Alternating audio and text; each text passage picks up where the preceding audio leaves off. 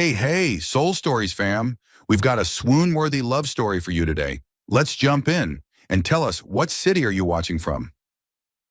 On a weekend afternoon, Moonlight Cafe buzzed like a beehive. The clinking of spoons against porcelain cups, the sharp scent of roasted coffee filling the air, and the hum of lively chatter blended into one. Tanya Washington sat in the waiting area, clutching her worn-out purse, glancing at her watch now and then. Today she had an important interview, and to Tanya, coffee wasn't just a drink. It was the only medicine that could steady her nerves. Just one small cappuccino, she muttered, counting the crumpled bills in her wallet over and over. A total of $347, enough to scrape through the month, but not enough to live like a normal human being. She pressed her lips together, about to step toward the counter, when a familiar laugh rang out. Deep, drawn out at the end.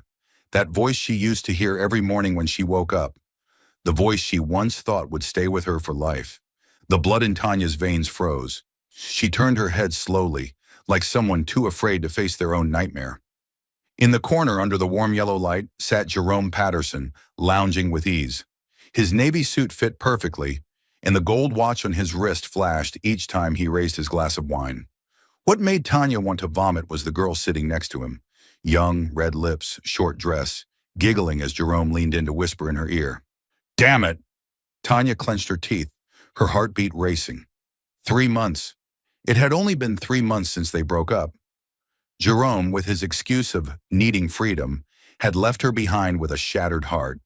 And now there he was, parading his new happiness right in front of her. "Tanya, is that really you?"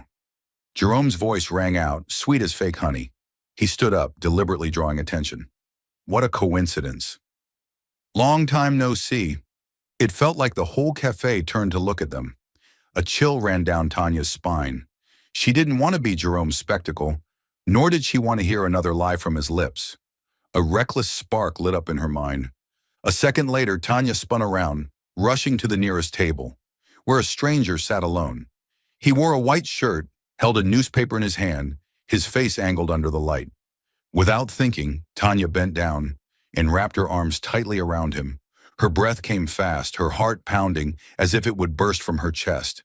"I'm sorry," she whispered urgently. "Please pretend you know me. Please." The man stiffened for a moment, his eyes lifting from the paper. Cold gray eyes, deep as winter stones under a frozen lake, locked on her. But instead of pushing her away, he raised an eyebrow, the corner of his mouth curving into a dangerously slight smile.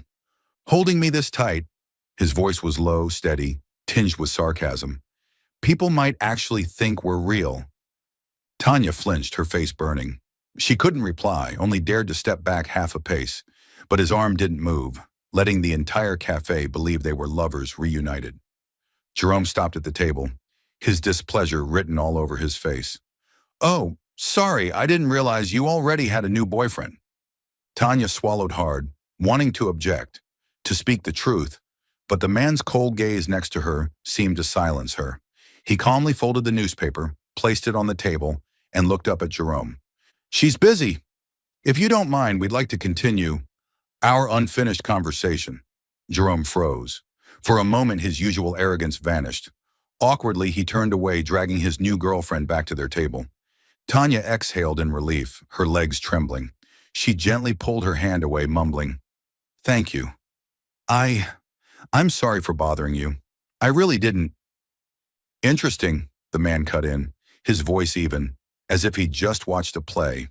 He leaned his arm on the table, his eyes glinting with an unreadable smile. "An impromptu performance, directed by you. I didn't expect to land the lead role for free." Tanya wished she could sink into the floor. She stammered, I just... Running from the past?" He tilted his head.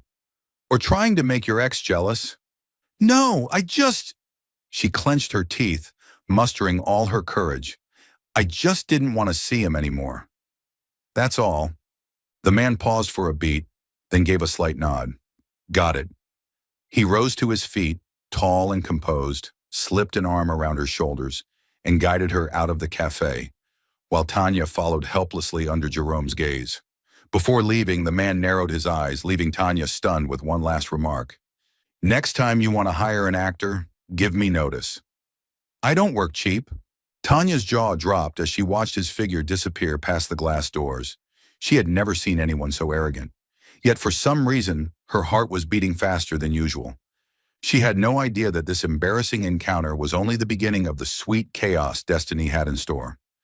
The next morning, Tanya studied herself in the foggy mirror of her tiny rented room. She smoothed the crease on the white shirt she had carefully ironed the night before, pulled on the gray blazer she'd borrowed from her neighbor, and tied her hair back in a neat low bun. Good enough, she told herself, even though the worn-down flats on her feet reminded her that her financial puzzle was still unsolved. The sign Everett and Low CPAs hung quietly above a row of red brick buildings, the kind of simple wooden plaque small accounting firms often used. Inside, the reception smelled faintly of fresh paper and overly strong coffee. A printer hummed in the corner. A tiny cactus sat beside a posted rule. Do not leave client documents on the desk overnight. Good morning. I'm Tanya Washington. I have a 9:30 interview with Ms. Nora Patel, Tanya said, keeping her voice steady. The receptionist smiled. Yes, please have a seat. Ms. Patel is finishing a quick meeting with a partner. Partner? Tanya frowned slightly but quickly reminded herself, small firms needed partners to survive. She gripped her folder tightly. Resume, QuickBooks certification, a few recommendation letters and one handwritten note. Talk about reconciling bakery petty cash. The most significant case. The interview room was plain, a wooden table, 2 chairs, and a whiteboard. Nora Patel, mid-30s, sharp but friendly, entered, followed by a graying man in glasses. Probably Mr. Everett. Tanya stood to greet them, suppressing the nervous shiver running down her spine. Thank you for being on time, Nora began. We'll start quickly with a small case.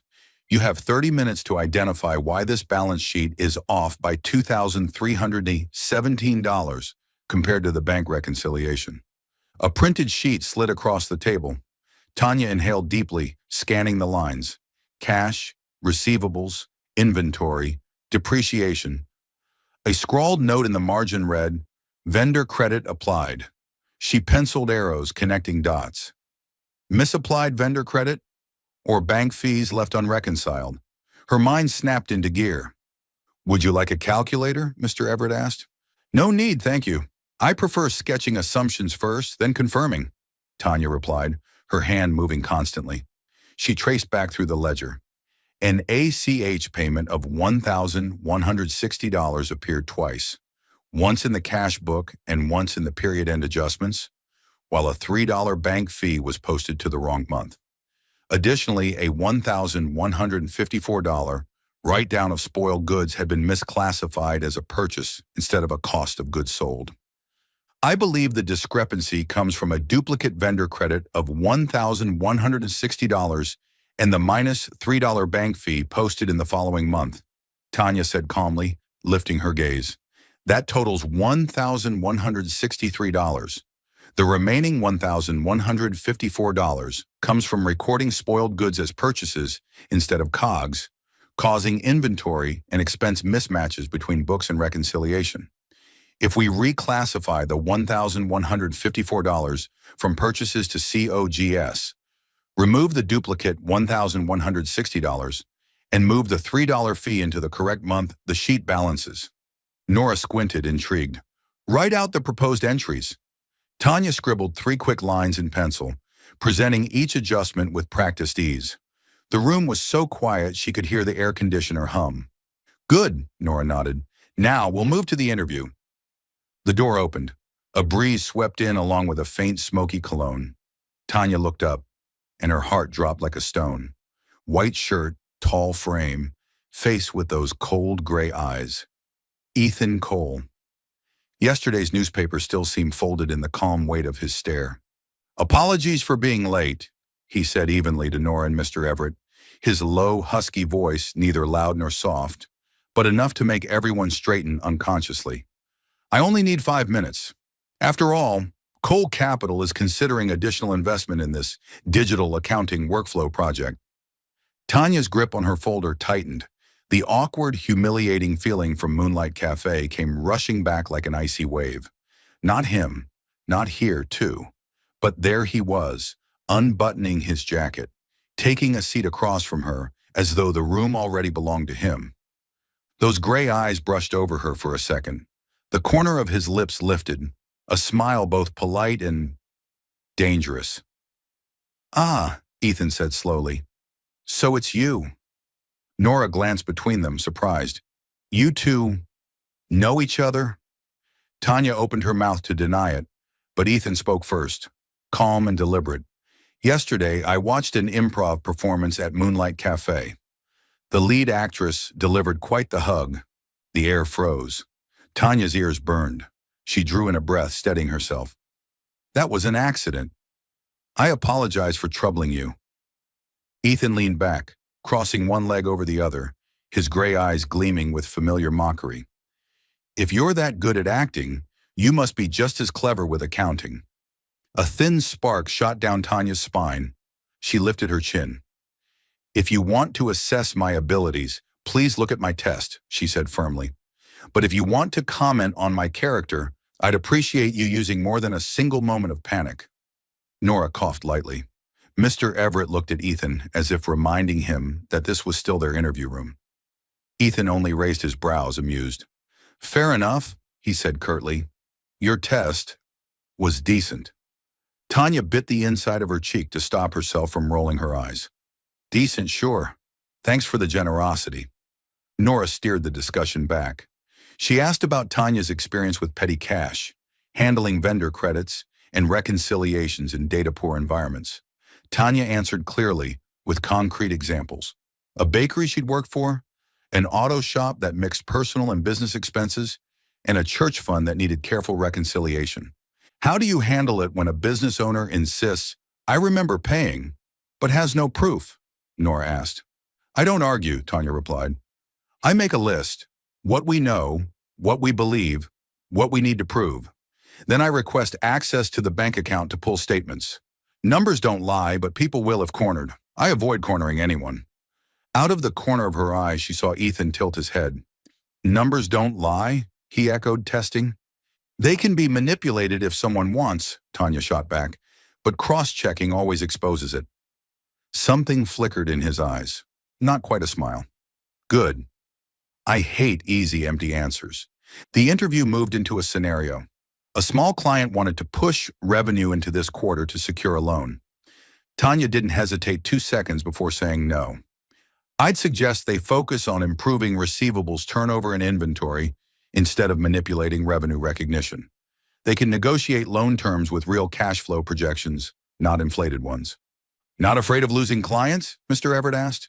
"I'm afraid of losing my conscience," Tanya answered softly.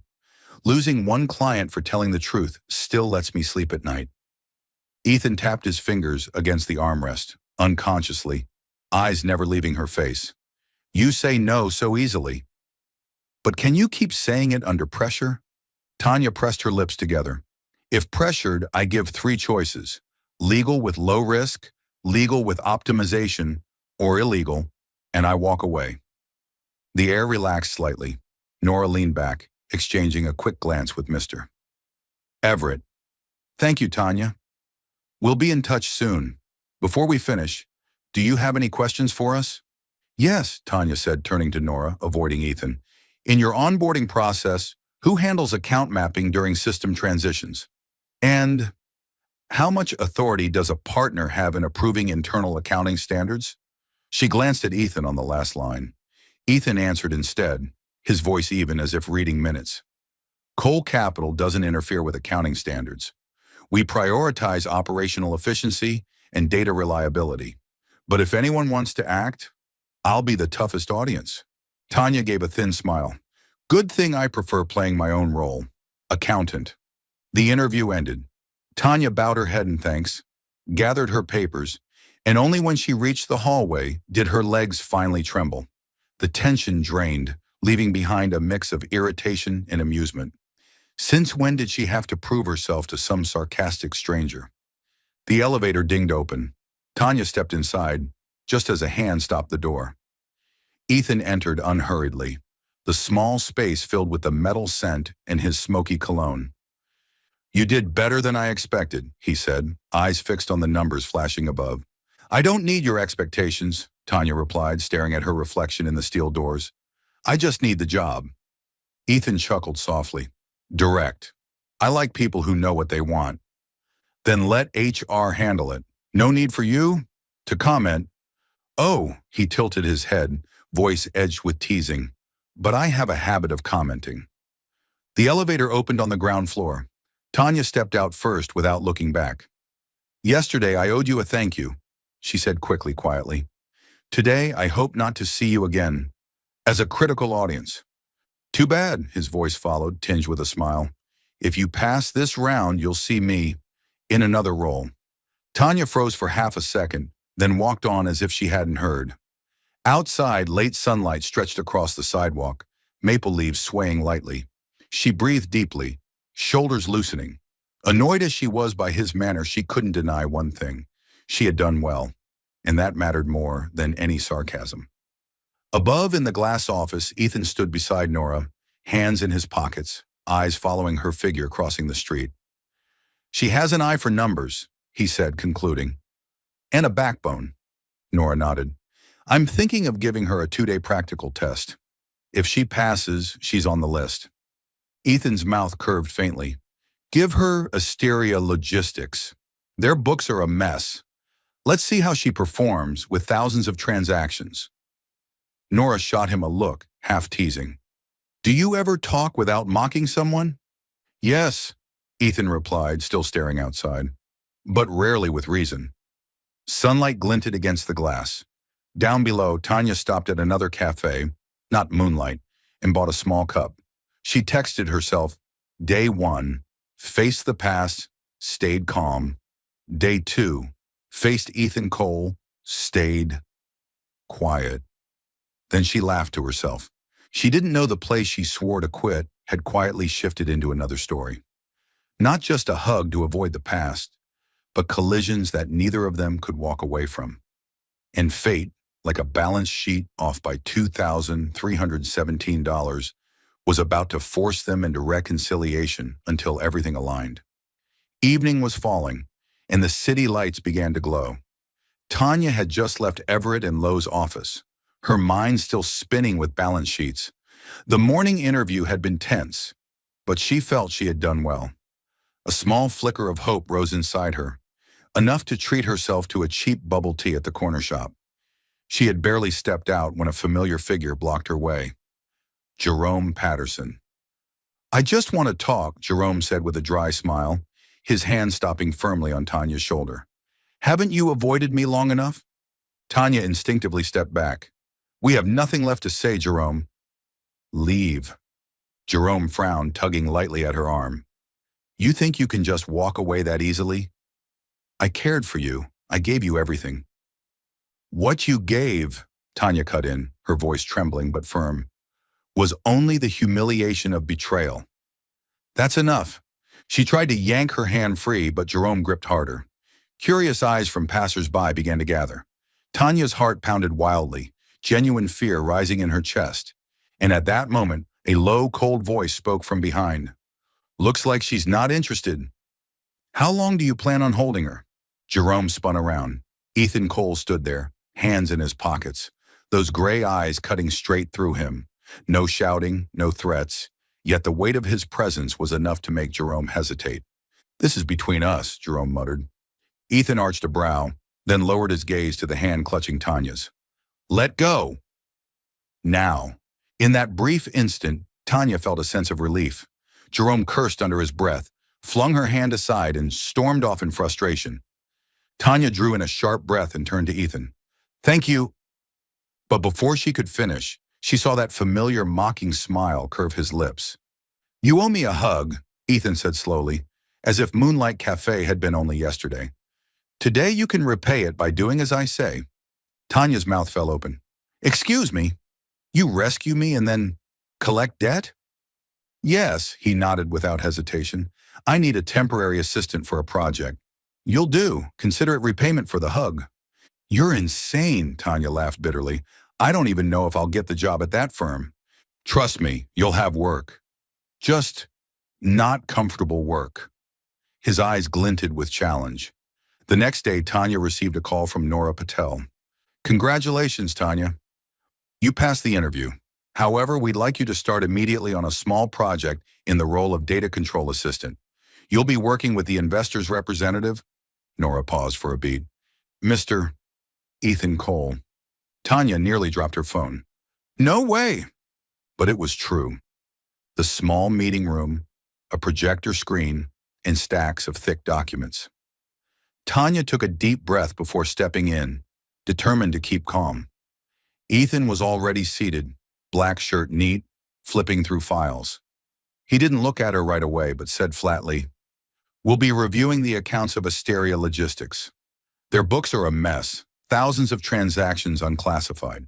You filter the data, I'll match against contracts." Tanya pulled out a chair, biting back irritation. So basically, you want me to do grunt work? Ethan glanced over, the corner of his mouth curving. If filtering data is grunt work, then yes, but I'll be checking to see how clean you filter. Tanya gripped her pen tightly. Fine, I'll do it, not for you, because it's the job. No difference, he replied curtly, returning to his file, leaving her fuming. The following days were a disguised Cold War. Tanya hunched over Excel, eyes blurring from endless data entry. Ethan passed by occasionally, dropping barbed comments as casually as breathing. One wrong line, and the client could lose hundreds of thousands. Don't let your hands shake. You type fast. Hopefully your mind keeps up with your fingers. Tanya often wanted to throw the whole stack of papers at his face, but strangely, every time she snapped back through clenched teeth, he only smiled, like he was waiting for her to fight back. Enemies, forcibly tied together. Quarreling at every step, yet unable to stay apart. And in those moments, Ethan fell silent, eyes fixed on the screen.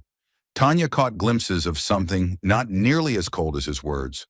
Late at night, when everyone else had gone, and only the yellow glow of desk lamps lit the keyboards, Tanya slumped forward, sighing. I'm going to lose my mind. Across the table, Ethan still pored over reports. He didn't lift his head, but his deep voice carried evenly through the quiet room. Don't worry. I'll make sure you lose your mind just enough to keep working with me. Tanya's eyes widened. You? His mouth curved slightly. Relax. I won't let you run away. And for the first time, Tanya couldn't tell if she was furious or if her heart had just skipped a beat.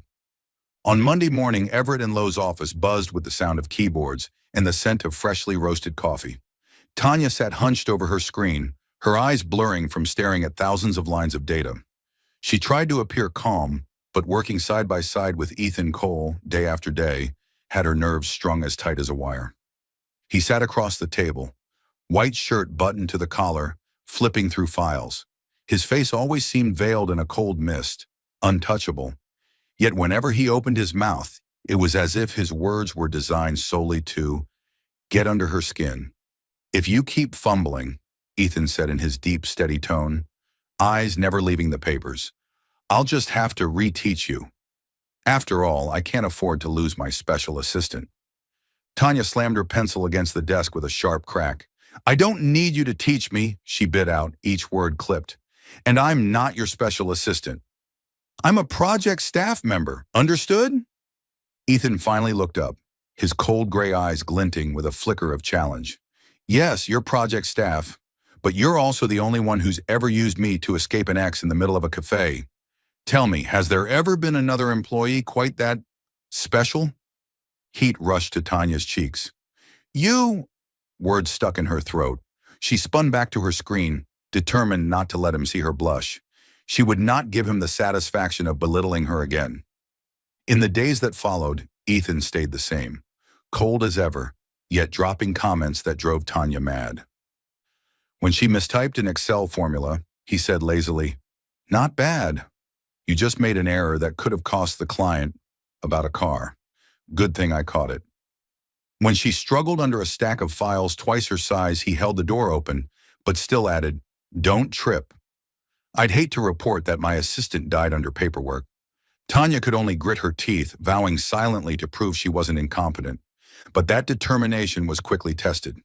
One late evening, when most of the staff had gone home, Tanya was still bent over reconciling bank statements. The dull headache she'd had all day sharpened into fever.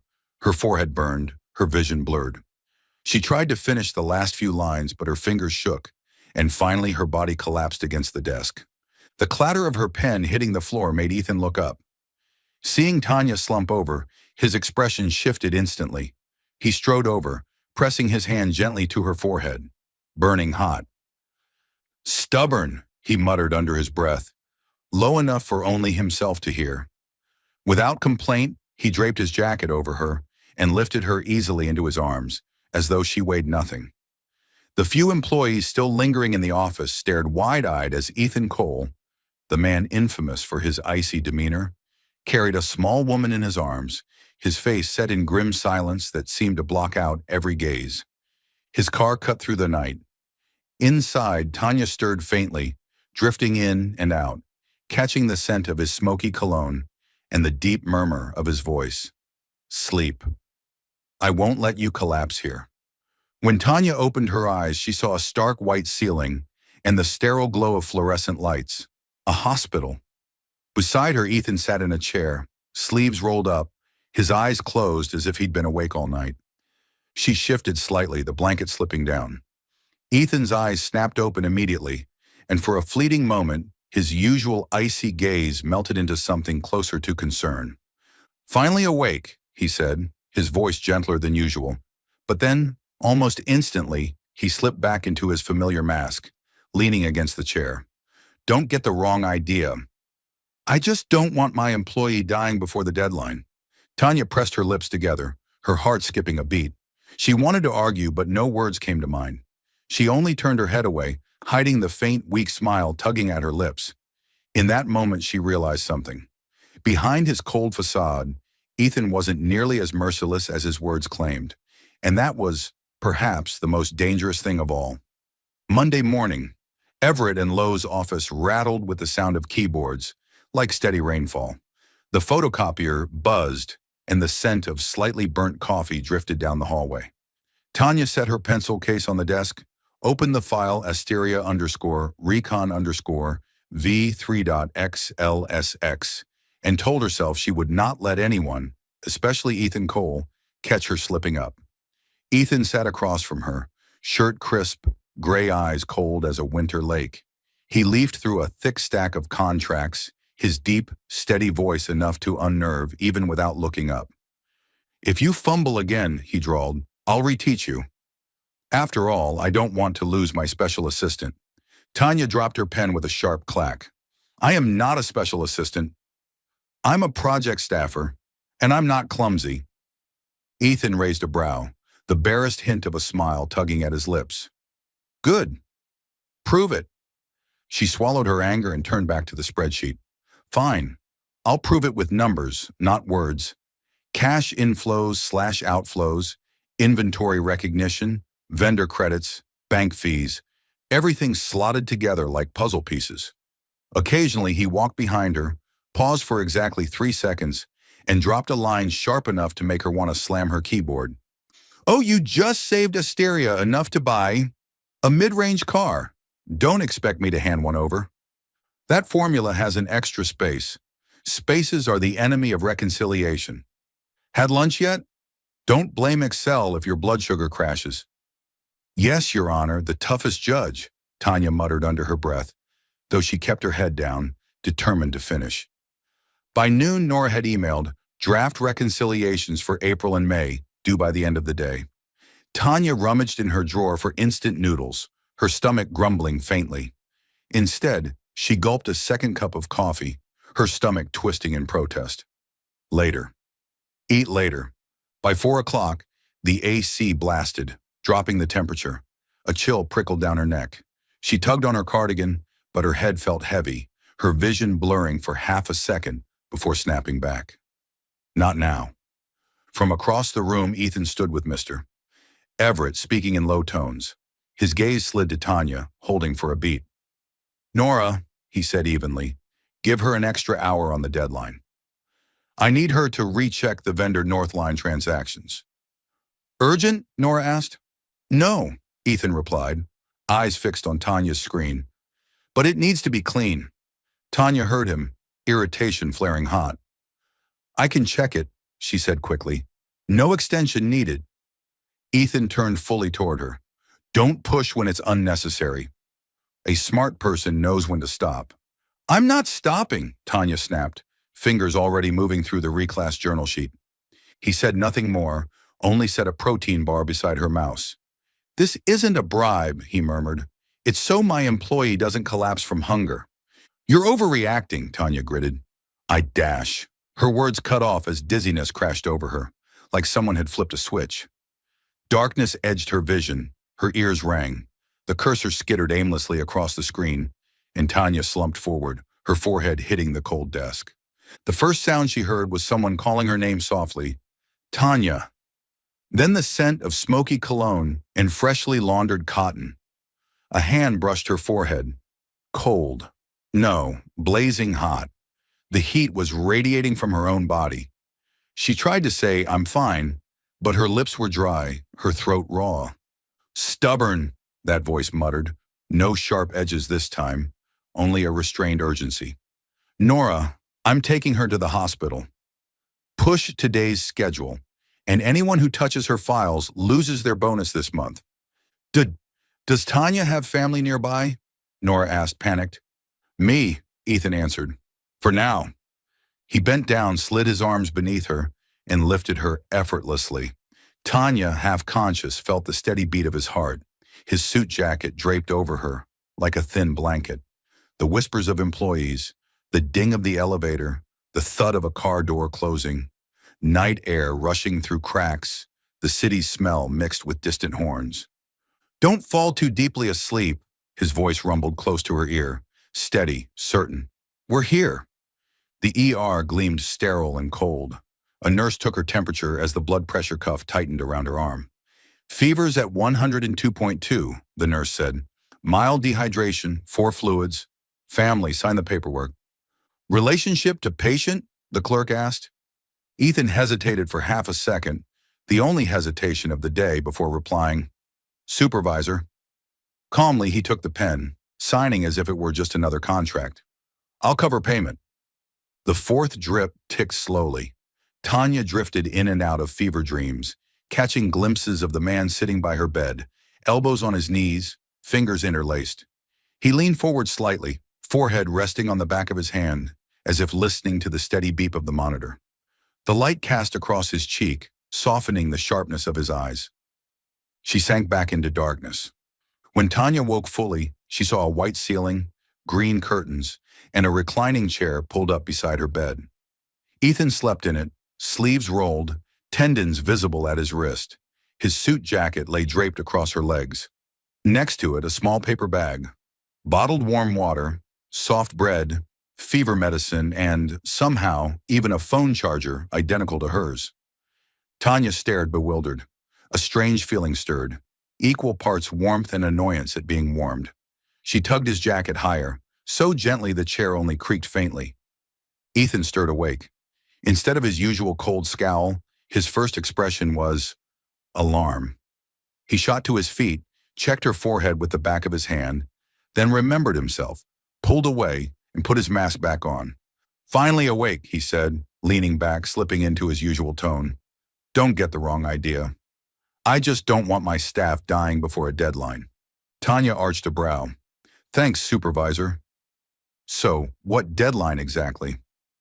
Extended, he answered evenly. I emailed Nora. You've got 2 sick days. I'll assign someone else to hold hysteria for now. But your reconciliation, you'll finish once you recover. Oh, Tanya sat up slowly, voice dry but steady. So you do know people are human? Ethan was silent for a beat. Don't joke. You had a 102 fever. Should I have left you collapsed in the office? No, Tanya smiled faintly. I meant to say thank you, but I didn't want you smug. The corner of his mouth twitched. Good, because I'm already smug. He nodded toward the bag. Eat soft bread and warm water. Doctor says no coffee for 24 hours. You actually listen to doctors? I listen to people better than me. Tanya took a bite, her throat easing. That's when she noticed her hair had been untangled, her hair tie looped loosely around her wrist. Who? The nurse, he replied. I just told them not to cut your cardigan for the IV. Looked too expensive for your salary. Was that an insult? No, an insult to your salary. He leaned back, composure restored. Tomorrow I'll have HR adjust the project stipend. Tanya let out a soft laugh, then winced at her headache. You always have to slip one unpleasant line in between 10 decent ones, don't you? Habit. He closed his eyes briefly, as if to hide the shadows under them. Cold outside, logical inside. Warm inside, Tanya blurted, then quickly turned away, pretending to read the medication label. Her heart stumbled. Don't react to a few kind gestures. He's still Ethan, the man whose mouth could cut steel. What was that? His voice was calm. I said, inside, definitely logical. She coughed. Can I leave yet? Observation until this afternoon. I'll take you home. He paused half a second. I mean, I'll be passing by anyway. No need, Tanya said quickly. I can go by myself. Ethan held her gaze long enough to make her blink. This isn't the time to argue. I'll take you. Think of it as preserving project efficiency. Sounds romantic, Tanya muttered, raising a brow. Of course, he replied, deadpan. I've always been romantic, in the way of balance sheets. For a moment both went quiet, then broke into small, short laughter. The sound thinned the invisible wall between them, a wall built from sarcasm, pride, and hidden kindness neither would name. Ethan rose, straightening his sleeves. Get some more rest. I'll be outside making calls. He walked to the door, pausing halfway, without turning. Tanya. What? Don't try to be strong to the point of stupidity. His voice dropped lower. When you need to, say it. The door closed softly. Tanya leaned back against her pillow, eyes falling to the jacket covering her legs, the smoky cologne still lingering. Her heart stirred faintly, like a droplet rippling across a quiet lake. She could still argue with him all day. She could still be annoyed at every biting remark. But in this moment, it was hard to deny. Ethan Cole wasn't just cold. He was cold outside and dangerously warm inside. The kind of warmth that chipped away at defenses without her noticing. Tanya pulled the blanket to her chest, telling herself not to read too much into a man taking her to the hospital, sitting all night by her bed, buying a charger, and warning her off coffee. Just work. Just project efficiency. She smiled weakly. Sure. And just a heart that had skipped a beat. That night, the 28th floor offices of Cole Capital were nearly empty. The open workspace was illuminated only by the hallway lights, casting long strips of brightness across the floor. After 2 sick days, Tanya had returned to catch up on deadlines. Nora had given her extra time, but Tanya still wanted to finish the Asteria logistics reconciliation before going home. She poured water at the pantry sink. A draft slipped in through the door leading to the lounge, a room rarely used late at night, with brown leather chairs, low shelves, and a glossy black piano in the corner, like a secret no one touched. At first, the sound was so soft that Tanya thought she imagined it, a string of simple notes, unshowy, like someone speaking in whispers. Then the melody widened, fuller, rounder, each chord falling gently but weighty, like summer rain. She froze at the doorway, cup still in hand. The lounge lights glowed dimly along the walls. Outside, city lights streamed through the glass windows, painting silver streaks across the piano lid. Ethan sat there, body angled, sleeves rolled past his elbows, fingers brushing the keys with the precision of someone used to counting numbers. Yet not dry, not cold. Music made his face different, less sharp, less guarded. She stood still, listening to the piece as if she had wandered into a memory she didn't own. When the music stopped, Tanya realized she'd been holding her breath. She set the cup down on the shelf, ready to leave, when the piano bench creaked. Ethan didn't look up, but his voice carried low and clear. How long are you planning to stand there?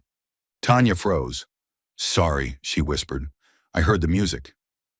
I didn't think it was you. Ethan tilted his head, gray eyes catching hers in the half-dark, already glinting with knowing irony. Believe it or not, Besides compounding interest, I can play 3 songs. Enough when necessary. Doesn't sound like just enough, Tanya replied softly. Sounds like something you actually understand. He paused, fingers resting lightly on the keys.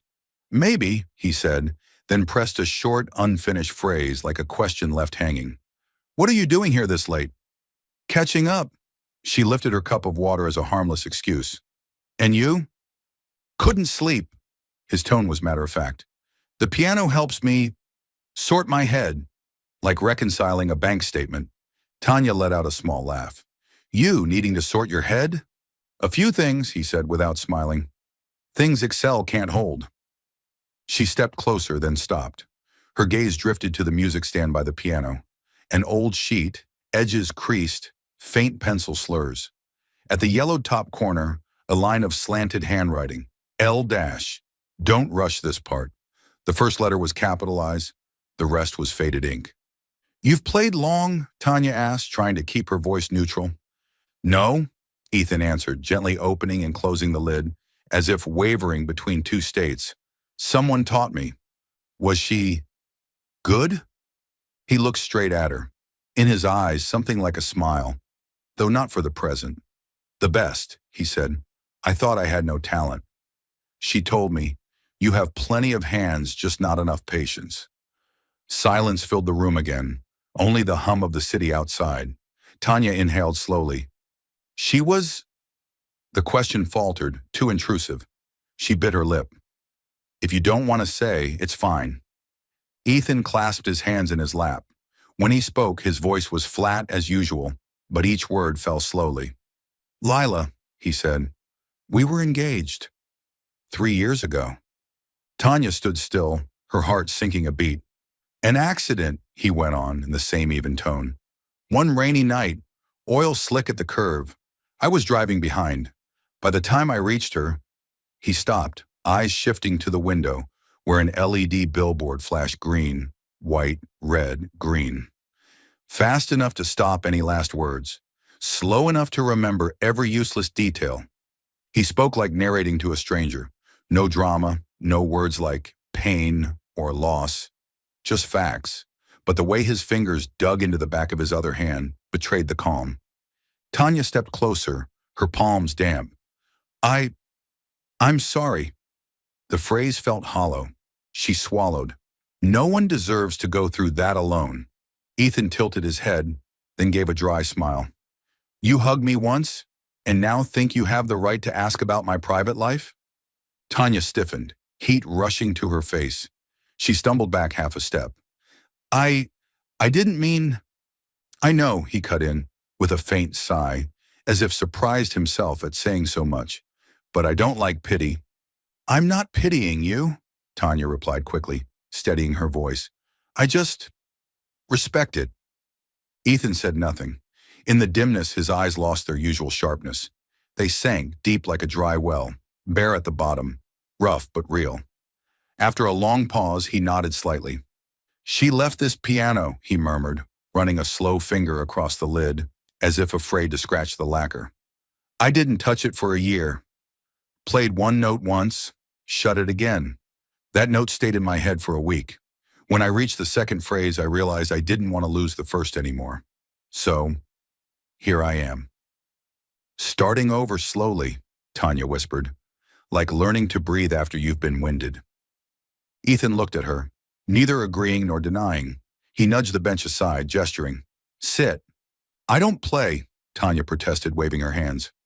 You don't need to, he said. Just turn the pages. When I nod, hesitant, she sat at the edge of the bench, leaving a proper distance. Ethan set his hands on the keys, repeating the earlier phrase, this time steadier, with intention, with reply. When he nodded, Tanya turned the page. The sound of paper crackled oddly loud in the dim room. On the third page corner, faint pencil notes again.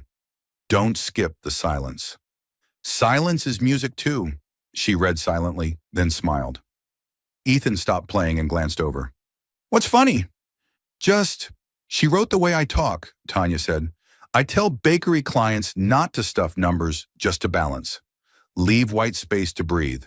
Balanced sheets need silence too. Ethan let out a breath of soundless laughter, lips quirking faintly. Silence in books usually means errors. In life it doesn't, Tanya replied, startled at how intimate she sounded.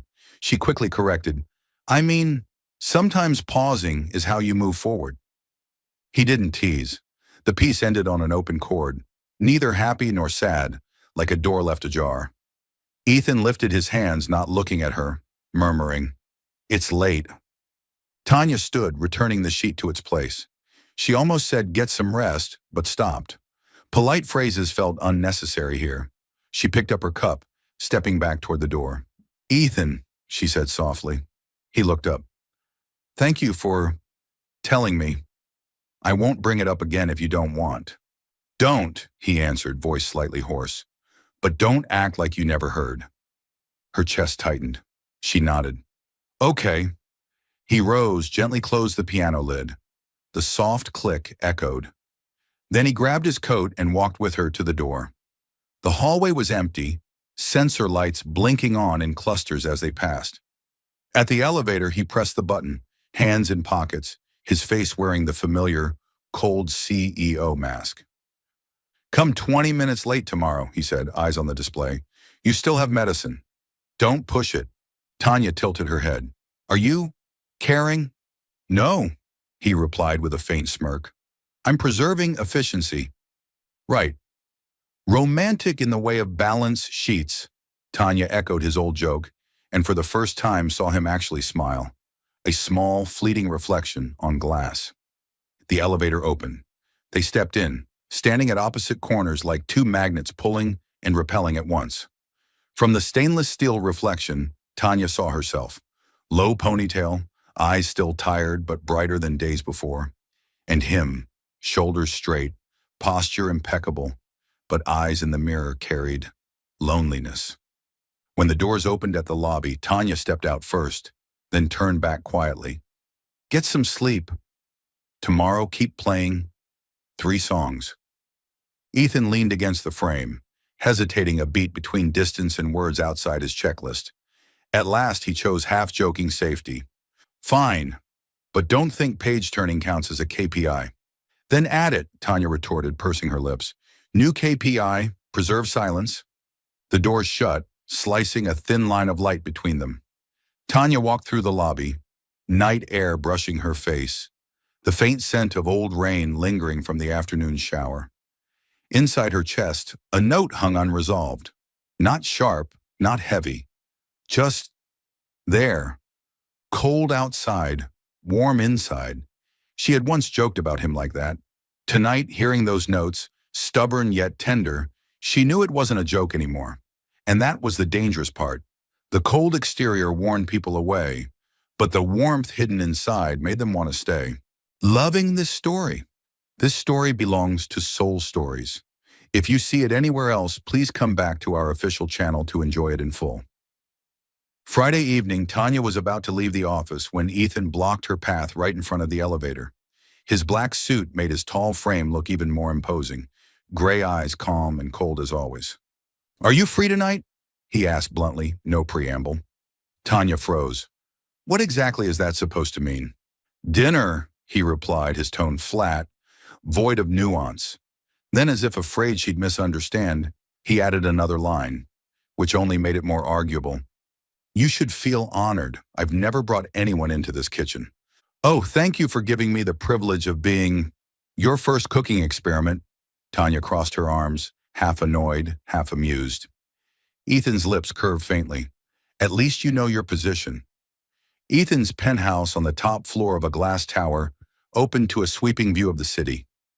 Warm yellow light spread across a living room that was larger than Tanya's entire rented apartment combined. But what shocked her most was the open kitchen, spotless, luxurious, and lifeless, as if no one had ever touched it. You call this a kitchen? Tanya gawked. Looks more like a set for a commercial. That's why I said, you're the first to step inside, Ethan answered coolly, opening the fridge. Sit down. Just don't break anything. Tanya perched on a tall bar stool watching him. It was hard to believe a millionaire in a white shirt was chopping vegetables. She bit her lip, trying not to laugh. What are you cooking? Don't tell me it's instant noodles. Mushroom risotto, he said immediately. Simple enough not to be a disaster, complex enough to prove I don't live off canned food. Tanya burst out laughing. You actually need to prove that? Ethan glanced at her, his eyes holding a flicker of challenge. Are you laughing at me? No, Tanya raised her hands. I'm just impressed. Cold in the office, but apparently you can stand in a kitchen too. He didn't reply, only stirred the rice in the pan, the smell of butter filling the room. Dinner started a little awkwardly. Tanya ate while glancing around the apartment, everything dark-toned, gray upon gray, searching for something to say. At last, she blurted, Do you realize everything in here is gray? Gray walls, gray chairs, gray rug. What are you trying to do? Turn yourself into a statue? Ethan looked up, one brow raised slightly. Gray is neutral, safe. Safe, sure, but boring. I bet you've never once tried buying a yellow pillow or a floral painting. He let out a short laugh.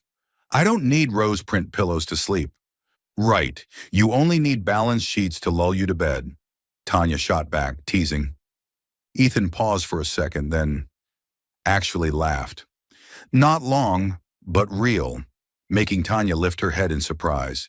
In that instant, his face wasn't a wall of ice, but that of a normal man, even approachable. I don't remember the last time I laughed during dinner, Ethan admitted, his voice lower. Tanya propped her chin on her hand, her eyes softening. Well, consider tonight the solution to your emotional balance sheet. He looked at her longer than usual, as if about to argue, but then let it go.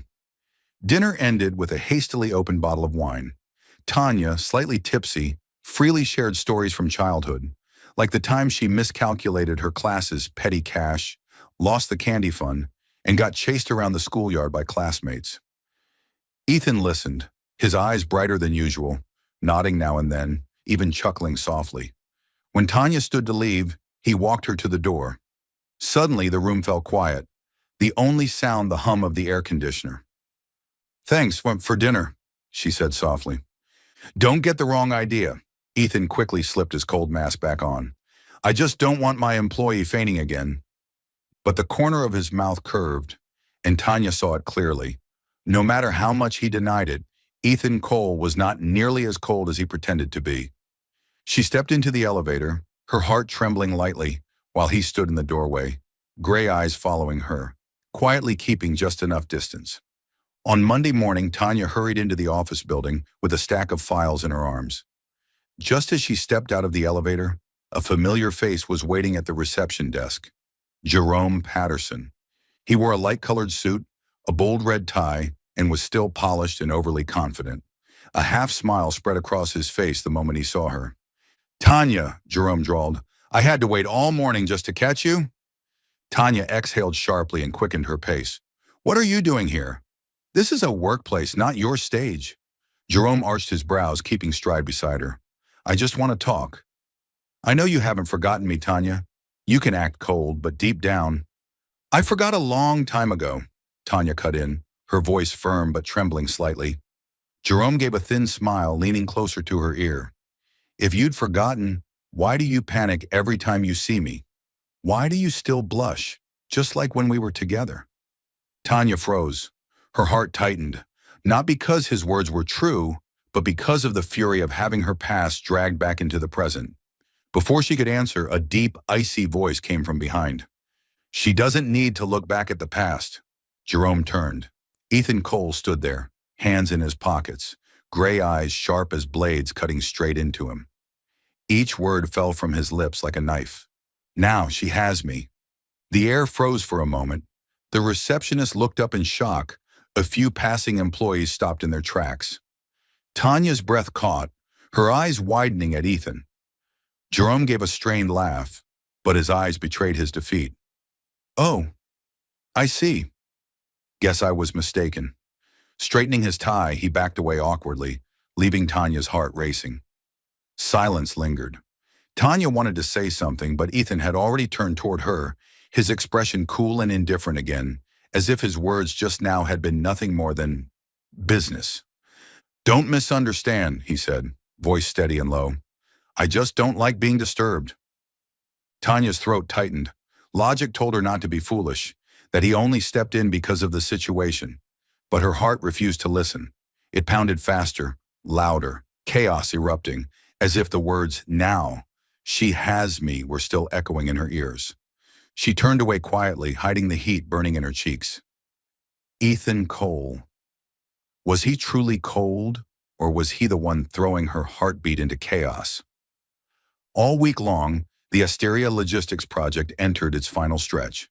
Tanya's eyes were glued to Excel sheets, flipping through contracts, checking each line of data. The pressure was crushing, but she pressed on. That night, the office was lit only by a few dim lamps. Beyond the glass windows, the city shimmered with streams of headlights. Tanya typed in the last few lines, eyes burning, head heavy. Just finish this and go home, she told herself. But as soon as she closed her eyes for a moment on the lounge sofa, she slipped into sleep. Ethan walked out of a small meeting room, a stack of files in hand. He froze when he saw Tanya curled on the sofa, her jacket slipped to the floor. The golden light brushed across her face, her lashes trembling like butterfly wings. For a moment, the world was free of keyboards and numbers, only the small figure of someone who had worked herself to exhaustion. Ethan slowed his steps, his gaze never leaving her. The walls he had built around himself cracked. His chest ached with something unfamiliar, part pity, part warmth. He murmured, voice low enough for the air alone. If you only knew how much you're unsettling me. At that instant, Tanya stirred. Her drowsy eyes blinked open, meeting his. Not cold, not mocking. His eyes were filled with something raw, unguarded. The air thickened. Ethan jolted, quickly turning away. He picked up her jacket, draped it back over her shoulders, his tone snapping back to calm control. Sleeping in the office isn't wise. Go home. Tomorrow will be another long day. Still half asleep, Tanya nodded, her heart racing. Her gaze followed him as he walked away. Inside, she knew. The line between cold CEO and the man she never expected was blurring, piece by piece. Rumors arrived like a summer storm. Monday morning, as Tanya stepped into the office, a coworker hastily hid their phone, but not quickly enough. The headline was clear on the screen. Charming young employee seduces lonely millionaire, office fling, or real-life miracle. Beneath it was a blurry but recognizable photo. Ethan walking beside her, his hand lightly touching her back as they exited the building. There she is again, a whisper. Assistant, my foot. Look at her. Just... Another voice cut off quickly as Tanya walked past. She held her head high, straighter than usual, but her ears burned. Every stare, every murmur, pierced her like thorns. By noon, Nora called Tanya into the conference room. Mr. Everett was already seated, his face heavy. Tanya, you know, Nora began carefully, we're just a small firm. Partnering with Cole Capital is vital for our reputation. But clients have started asking questions. They fear the tabloids will drag us into scandal. Mr. Everett sighed. Perhaps it's best we suspend your subcontract for now, at least until this blows over. The words hit like a knife to Tanya's chest. She clenched her fists, forcing her voice to remain calm. I understand. That afternoon, Ethan strode into the office, a newspaper in hand. He slammed it onto Tanya's desk, his voice sharp. Ridiculous. These tabloids. What did you do to make them follow you? Tanya looked up, eyes red but defiant. I didn't do anything. I was just standing next to you. Ethan's eyes darkened. He was silent for a few seconds, then delivered the cruelest blow. If you're this fragile, you won't last long. Tanya went cold. She stared at him, her eyes asking silently, do you really think I'm nothing but a burden? She drew a deep breath, gathered her files, and stood. Fine. If that's what you think, I'll prove I'm not fragile. But I'll do it, without standing behind you. With that, Tanya walked straight out of the office. Ethan's hand clenched white around the edge of the desk. In his gray eyes, the anger no longer burned at the tabloids or the rumors, but at himself, the man who had just pushed her away with the harshest words. News that Tanya had handed in her resignation reached Ethan on Thursday morning. He walked into the office and stopped dead at the familiar desk across from his, now empty. No chipped porcelain coffee mug, no little notebook with messy scribbles, no girl frowning at her screen as she keyed in numbers. All that remained was a neatly folded piece of paper. Thank you for the opportunity. I need to walk my own path. Tanya. Ethan stood frozen, his hand crushing the note until it wrinkled. His chest tightened, an odd sensation washing over him, like the air around him had just been sucked dry. He went to her apartment, an old building on a narrow street. The door was ajar, and inside lay emptiness. Cardboard boxes scattered across the floor, the cheap sofa gone, the room chillingly bare. Ethan had never felt panic like this before. The man always praised for composure, coldness, and control. Now couldn't control one thing, Tanya's absence. He remembered every silly grin when she spilled coffee, the way her eyes lit up, chin propped on her hand, when she argued over a minor ledger entry. Her voice, stubborn yet warm, daring to defy him until she blushed when he smirked. And the moment he called her weak, everything rushed back, leaving him hollow, hurting. That afternoon, rain poured over the city like a flood. Ethan drove aimlessly through familiar streets, the headlights blurred by water. His heart tore at itself. I already lost Lila once. No, I can't let Tanya vanish too. And then, through the downpour, he saw her. Tanya stood on the curb, umbrella tilted, clutching an old suitcase tight. Rain splashed around her feet, her eyes distant as if searching for a place to go, but with nowhere to land. Ethan braked hard, leapt out of the car, rain soaking his shoulders. He reached her without thinking. Ethan! Tanya blinked in shock. What are you doing here? He didn't let her finish. Ethan pulled her into his arms, holding her so tightly it was as if he feared she would vanish. His voice was hoarse, breaking into the storm. Don't disappear from my life. I've already lost once. I can't survive another. Tanya stiffened, eyes wide. Her heart pounded wildly, not knowing if it was from the cold rain or the heat of his embrace. In that moment, all the sarcasm, the cold words, the teasing, collapsed. What remained was a man, for the first time, laying bare his fear of loss. And Tanya knew this moment would change everything. The heavy rain didn't stop that night. Ethan draped his coat over Tanya's shoulders and guided her into the car. The entire ride back, he was silent, glancing at her every so often, just to make sure she was really there, still by his side. The car pulled up in front of the Cole estate. Warm golden light spilled from the gates, rain shimmering against it. Ethan opened the door, held the umbrella, and led Tanya inside. The fireplace crackled in the living room, flames reflecting across his face, still stern, but stripped of its usual mask. Tanya cradled the hot tea brought by the housekeeper, her heart both warmed and unsettled. You didn't need to bring me here, she murmured. I can... No. Ethan cut her off, his voice low but firm. I can't leave you alone. Not anymore. Tanya looked up, caught by his eyes. No mockery, no indifference, only something so raw it tightened her throat. He drew a deep breath, then stepped closer. Tanya, I know I hurt you. I teased you, shut you out, because I was afraid of letting someone in again, only to lose them. He paused, eyes shutting briefly before opening again, so sincere her heart faltered. But the truth is, you've melted my heart. The room fell silent. Only the rain against the glass and the pounding of Tanya's heartbeat filled the air. Her lips trembled, her eyes stinging. The man before her was far from perfect, too closed off, too rigid, too sharp with his words.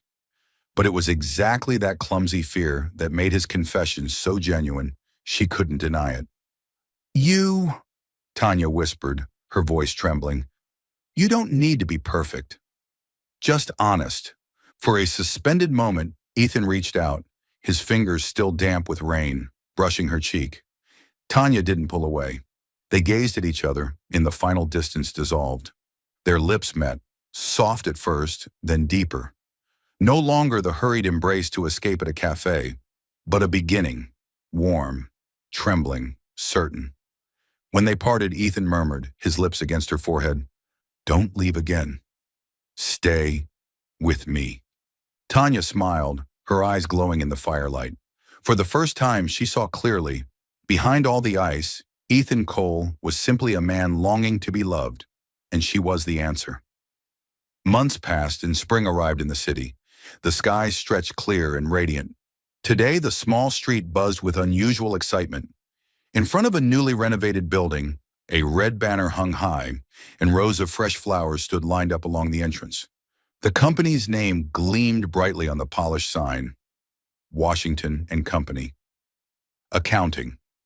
Tanya stood at the doorway, dressed in a simple yet elegant office dress, her face glowing with a rare brightness. This wasn't just a new office. It was a dream she once thought she could never reach. And all of it had been possible in large part thanks to the man who had watched over her through every trial. Guests, friends, and colleagues arrived one by one with congratulations. Many were surprised at the boldness of the once small girl, now the official partner of Cole Capital in an independent firm, funded by Ethan himself. Amid the laughter and chatter, Tanya turned and found Ethan. He walked toward her, tall and steady among the crowd, his suit tailored perfectly as always. His familiar gray eyes, no longer cold, were softened with warmth the moment they met hers. He stopped in front of her, silent at first. Only when the crowd around them quieted slightly did Ethan take her hand, his grip firm, yet gentle enough to reassure her. "This time, you didn't hug the wrong person. You hugged the right one." The words rang out, not sarcastic, not teasing, but a declaration, solid and certain, before everyone present. Tanya laughed, her eyes stinging. Without another word, she threw herself into his arms. And this time the embrace wasn't to avoid something, wasn't to escape the past. It was to affirm a shared future. Applause broke out around them. Guests smiled, and even Nora and Mr. Everett nodded with pride. In Ethan's arms, Tanya felt his heartbeat sinking with hers. Under the dazzling lights of the grand opening, they held each other tightly, sweet, warm, sealing the story that had begun with an unexpected hug and became the embrace of destiny.